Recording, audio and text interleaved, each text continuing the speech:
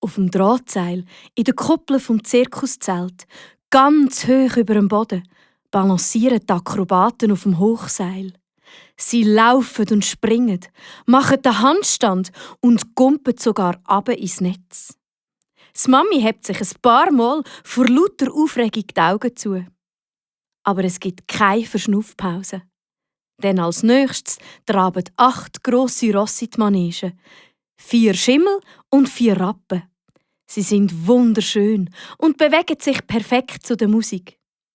Eine Frau mit langen schwarzen Haaren leitet die wunderschönen Rosse an und sie stellen sich auf die Hinterbeine und legen sich hin und drehen sich sogar im Kreis. Nach der Pferdedressurnummer kommt ein Bub. Der jongliert mit Ball. Er bewegt die Bälle so schnell, dass der Claudio nicht mehr mitkommt, mit wie viel Ball denn ganz genau der Bub jonglieren. Es ist fast wie Zauberei. «Bravo! Bravo!» ruft das Publikum. Dann gibt es eine Pause.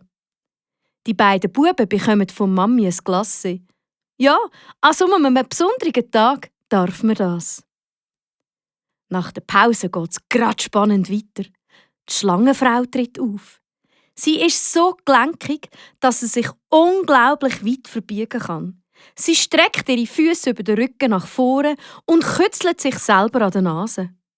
Der Claudio und der Maurice finden das toll, aber auch ein bisschen gruselig. Kurz darauf holt der Zauberer 10 weisse Häschen aus seinem Zylinder.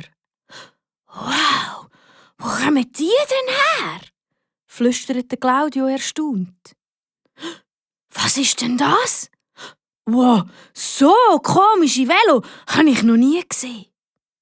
«Nein, Claudio, das sind doch keine Velo, sondern Kunsträder», flüstert der Papi. 3 Mädchen fahren auf Hochvelos durch die Manege und machen allerlei Kunststücke. Das würde ich auch gerne können, denkt der Claudio. Zum Schluss kommen noch einmal die beiden Clowns in die Manege und machen noch einmal nichts als Quatsch. Sie versuchen zusammen auf einer Schaukel zu schaukeln, aber weil der eine klein und dick und der andere gross und dünn ist, klappt das natürlich nicht wirklich. Die kleinen und die grossen Zuschauer kreischen vor lauter Vergnügen.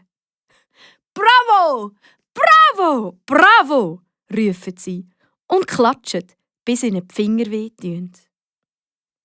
Meine Damen und Herren, liebe Kinder, nun ist unsere Vorstellung zu Ende. Ich hoffe, es hat Ihnen bei uns im Zirkus Zottelbär gefallen. Kommen Sie recht bald wieder. Dann verschwindet auch der Zirkusdirektor hinter dem Vorhang und das grosse Licht geht an. Die Vorstellung ist vorbei. Aber für den Claudio und den Maurice ist der Zirkus noch lange nicht zu Ende.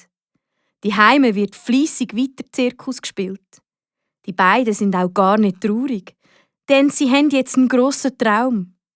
Später, wenn sie dann auch mal gross sind, wenn sie Clowns werden und zusammen im Zirkus auftreten. Und vielleicht sagt ja der Zirkusdirektor dann eines Tages: «Manege frei für die lustigen Clowns Claudio und Maurice.»